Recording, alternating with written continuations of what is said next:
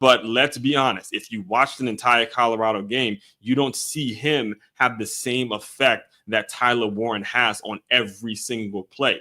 As a DB, again, I'm going to pause because there's a lot of prime sexuals out there who may have liked me yesterday, but they're not going to like me today because of what I'm going to say.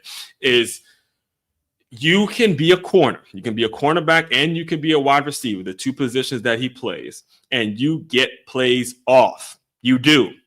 You get plays off. You get certain running plays off. I can go pull up tons of clips where there's actual wide receivers that all pro wide receivers that are in honest moments saying, look, there's a running play going on. You and the DB got a little thing going on where you don't feel like you're kind of tied. You guys get at each other where it's kind of fake blocking and all that kind of nonsense. You get plays off as a wide receiver and a corner. It happens. It's not taken away from his athletic ability, not taken away from how talented he is, because he is, not taken away from anything, but you get plays off as a wide receiver and a corner. That happens. Now, granted, being a corner is the hardest position to play because you got to cover a lot of ground and there's a lot of things that you have to do. But in terms of just getting plays off, it happens. So this whole thing about him playing whatever the number of snaps is that they like to throw out there, that's not really a strong argument. Just isn't. All right.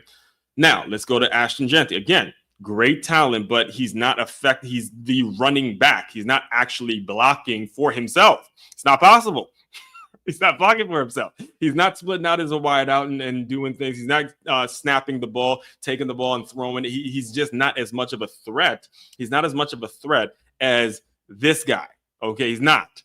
And then you have Cam Ward, where I don't even know, as talented as he is, the few games that I watched, I don't see how he made that. I mean, if anything, I feel like definitely Tyler Warren should have been on the list over at Cam Ward. Again, great talent, great play, great story. Listen, I'm an FCS guy. I love the fact I think he won the best quarterback award last night. I think I saw that. So on that front,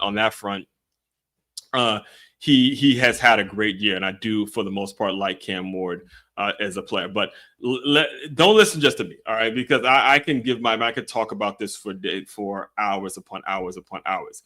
I'm going to play you a couple clips here. I'm going to play you a couple clips here that display everything from Coach James Franklin talking about him to actual film breakdown of everything that Tyler Warren can do or Tyler Warren has done this year. And then I'll give you my personal experience that I've had when I was playing and how the position, again, this position, and I want to make sure I'm on the record stating this, that it is not a shot at any one of these four guys. Trust me, all four of them, incredibly talented players.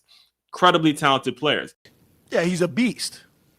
And I think the point is that everybody goes into it saying you got to stop Tyler Warren.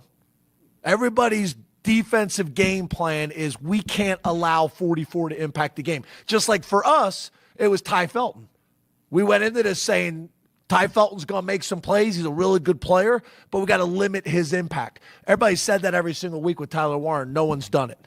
They ought to bring the Mackey Award tonight, put it on a private jet, fly it to Tyler Warren, give it to him on Sunday, and then he should get an invitation to New York. He's done it week in and week out. He's a big-time player. And he's doing it when all eyes are on him, and he's the focus of the game plan to stop him. So he's a special guy.